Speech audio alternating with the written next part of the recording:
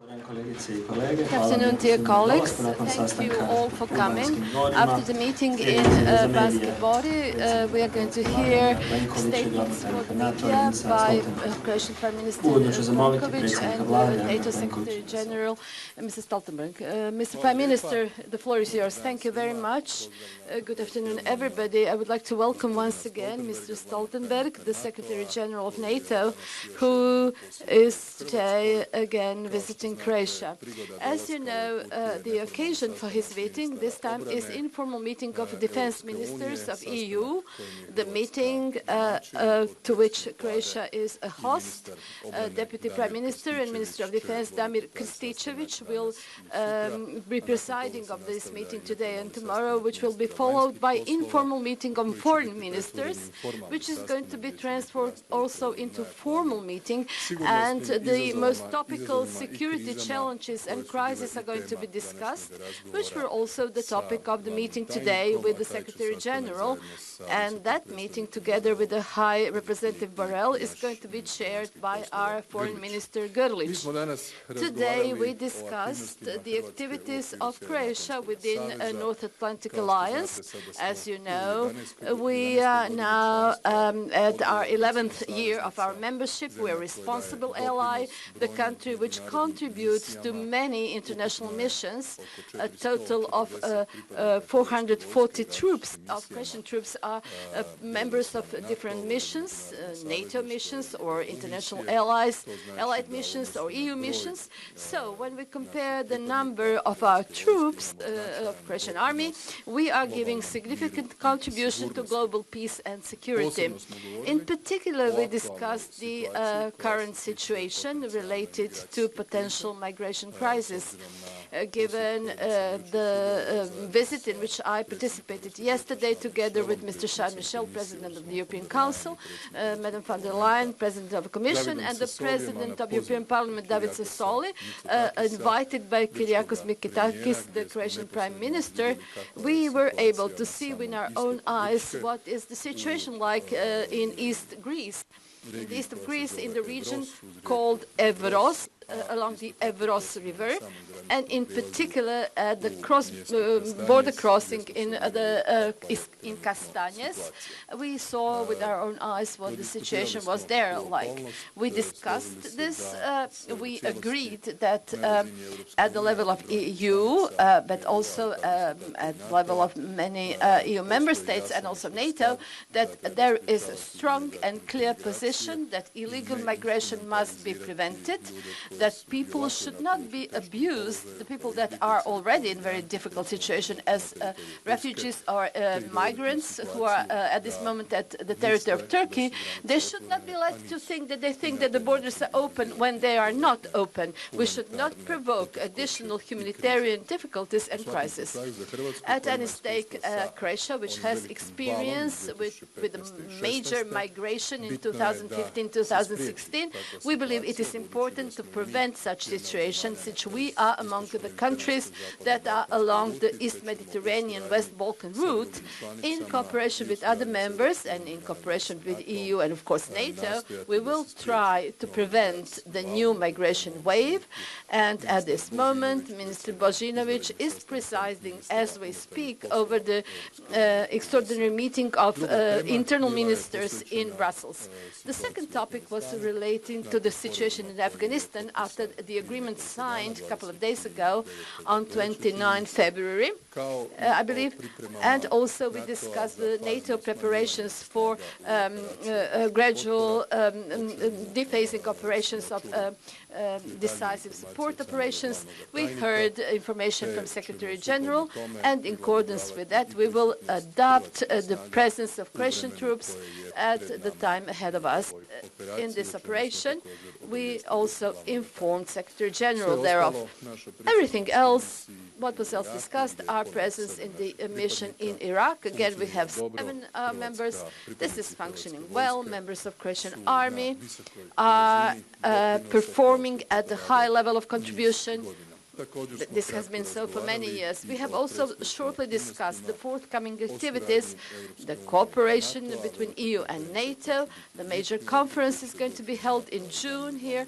The Deputy Secretary General will attend, and one conference about military mobility, which is going to be held at the beginning of May in Brussels. It would be a pleasure if the Secretary General would participate. So this was in a nutshell. Thank you.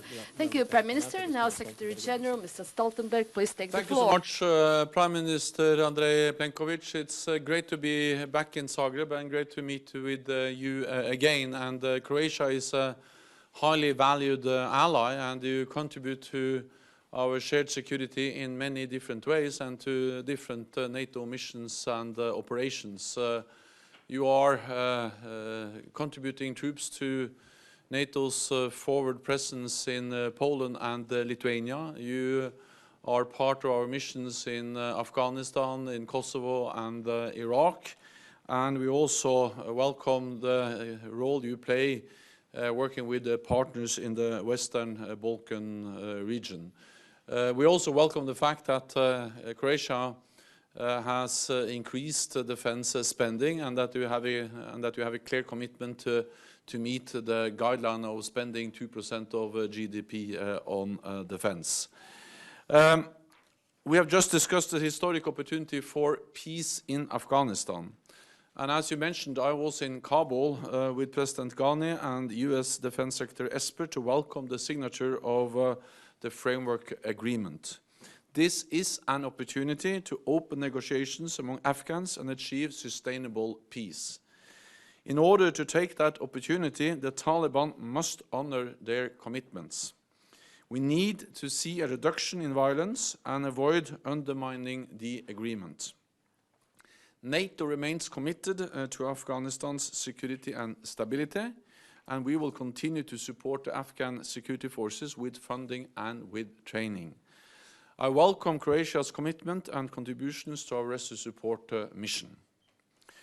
We also discussed the crisis in Syria and its impact for NATO allies and EU member states. We agree the situation is highly complex, challenging and volatile. We condemn the indiscriminate bombing by the Assad regime and Russia. They have worsened the horrendous suffering of Syrian civilians and increased the movement of refugees towards Turkey, which already hosts nearly 4 million refugees. Greece is also severely impacted by the current situation. I recently spoke with the Greek Prime Minister Mitsotakis. Greece carries a heavy burden, and the challenges of migration are shared challenges which require shared solutions. NATO's deployment in the Aegean Sea remains important, but the international community needs to address the root causes of the crisis.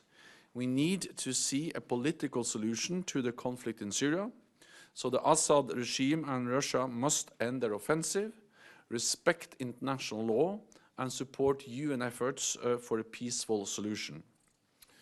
We also address the security situation in the Western Balkans. NATO remains fully committed to stability and security in the region. Croatia plays a key role. You are a champion of NATO's open door policy, and I appreciate your strong political support for the accession of North Macedonia.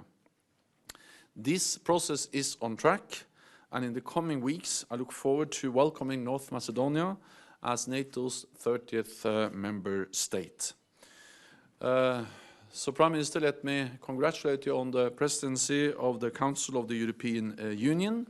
The security challenges we face are too complex for any one nation or organization to face alone. So therefore, it is important that we continue to strengthen the cooperation between NATO and the European Union. Thank you. Thank you. So now we can hear questions. Miro Asic You said that Croatia committed to contribute 2% of BDP for defense. You asked that from other members as well. Is that really necessary?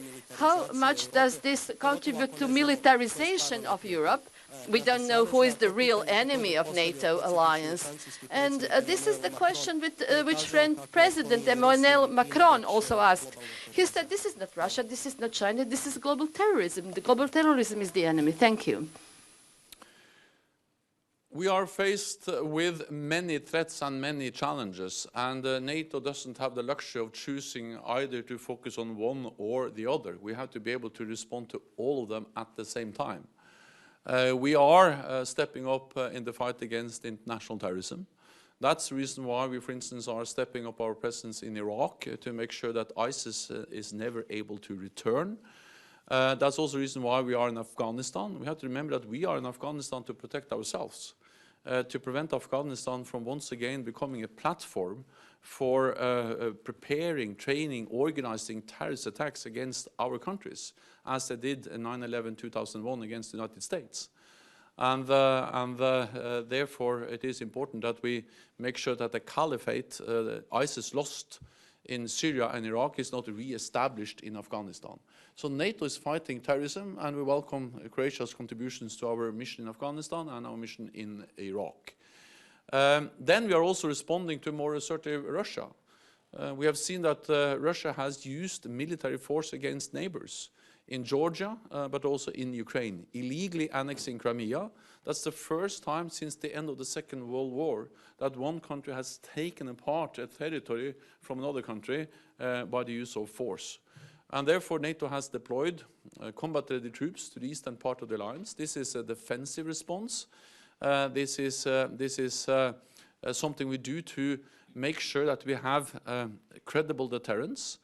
And the success of NATO is that as long as we are together, as long as we stand together and make sure that an attack on one ally will trigger the response from the whole alliance, we don't provoke a war, but we prevent the war. Our task is not to fight the war, but to prevent conflict. And the best way of doing that is to send a clear message of deterrence, unity of the alliance, making clear that if one ally is attacked, then the whole alliance will respond. And by doing that, we have kept peace in Europe for 70 years, and that's also the best way to maintain and preserve peace in the future. Thank you. The second question, Hrvoje Krešić. My question goes primarily to Mr. Secretary General, but I will also appreciate thoughts of Mr. Prime Minister as well.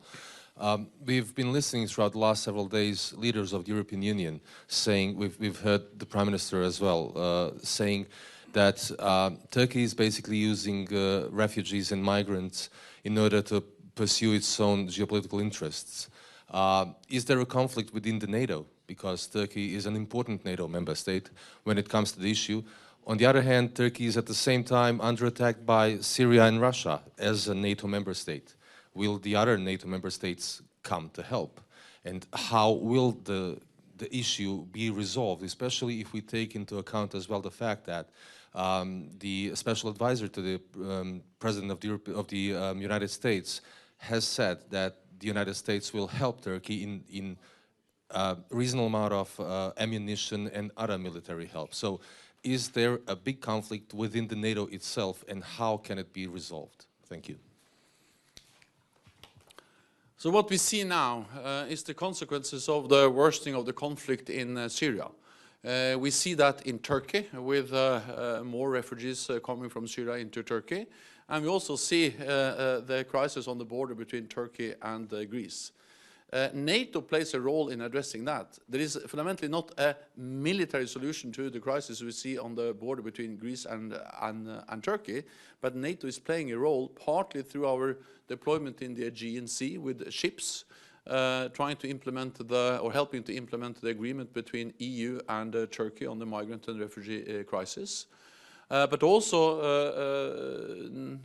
is also playing a role by addressing the root causes. For instance, in Afghanistan, but also in the fight against ISIS through our participation in the global coalition to defeat Daesh and our presence in Iraq. NATO is not on the ground in Syria, but some NATO allies are. And we see that the crisis, the violence there has consequences for all NATO allies and for EU member states. We condemn the Russian use of force and the use of force from the Assad regime. We have seen indiscriminate bombings, we have seen violation of international law, and we call on Russia and the regime in Damascus to fully respect international law, to stop their offensive, and to support and engage in constructive talks under UN leadership to find a peaceful negotiated solution to the crisis in Syria. I would just like to add one important detail, important for us, what we believe, both as presiding EU Council and also as Croatia. We believe that we should go back to the statement between Turkey and EU of 2016 and re-employ everything that has been efficient in the last years. From 100% we came to 2% of intensity of migration route. We decreased intensity. We don't want to repeat the situation 4 or 5 years ago, and we appeal for dialogue. We want the talks currently held by Charles Michel in Ankara, that they are positive, they follow this path, and our minister is also going to represent Croatia's position on this line. The question for the Prime Minister, in the last couple of days we heard that Croatian politics is calling for army on Croatian borders, but the army has only logistics role and can only assist Croatian police. Are you considering changing law and giving more authority to the army at this moment, as the Prime Minister? What we are doing as a responsible government, we are considering all scenarios. We have to be prepared for possible increased intensity. But after what I saw yesterday, after the assurances from the Greek Prime Minister, we see that the policy of this Greek government will be essentially different. If a Greek-Turkey border is not going to leak, then we are not going to be faced with many threats. At the same time, Croatian police is guarding our borders. This is dominant. As responsible people, we are going to see, if necessary, how possibly members of Croatian army can assist in this process. But now, as the Minister of Defense said yesterday, this is all only at the level of planning and plans B, just in case. Croatian police is here to protect Croatian borders, and Croatian army and Croatian police are here to protect Croatian interests. There is no problem to cooperate. Very often at natural disasters, you saw how important it was to have the whole system of homeland defense, how important it is to serve the purpose of what we need in each particular moment. We have to have police, civil protection, firemen, and also Croatian army. As any other service which is necessary, they have to participate. Our citizens know that they all communicate and coordinate their activities. One more question. Mr. Prime Minister, you mentioned withdrawal from Afghanistan in phases. You informed Mr. Stoltenberg about Croatian plans to withdraw from Afghanistan, if I understood you well. So, what is the plan to withdraw Croatian troops from Afghanistan? Up until when should they be withdrawn? And Mr. Stoltenberg, what is the plan? What do you expect that NATO troops, if everything is fine, if Taliban respect peace agreement, when could NATO withdraw from Afghanistan? Now, the Prime Minister, we want that the purpose of the mission of decisive support and the presence of international troops there, we want this to be efficient. This is the main reason, the main goal. We must not forget why we are, as allies, present in Afghanistan now and why we have been there for many years. This is the second mission in which we participate. And this is the message which you heard from Secretary General. The message is that if we say there is going to be just an overnight withdrawal, this is not going to strengthen our negotiating position. We have to have this in mind in political and strategic terms. The NATO has a plan. to downsize amount of people there in future. Talks will be held at political level, but also talks between military structures of NATO. The communication will be held between our general staff of Croatian army with NATO command in Mons, and we are going to inform the public accordingly. What has already been agreed that the new Croatian troops contingent, 108 or 109 troops, is going to go as scheduled. They're going to go to Afghanistan.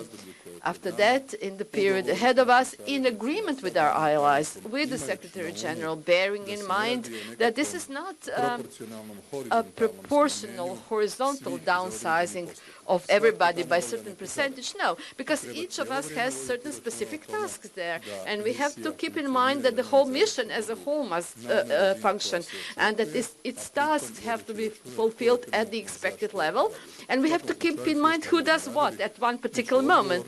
But everything what we are going to do is going to be responsible in our interest, and also in the sense of our presence in Afghanistan and the purpose of Afghanistan. The agreement that was signed on Saturday is a first step, and there is still a very long way to go and a difficult way to go before we have a lasting, sustainable peace settlement in Afghanistan.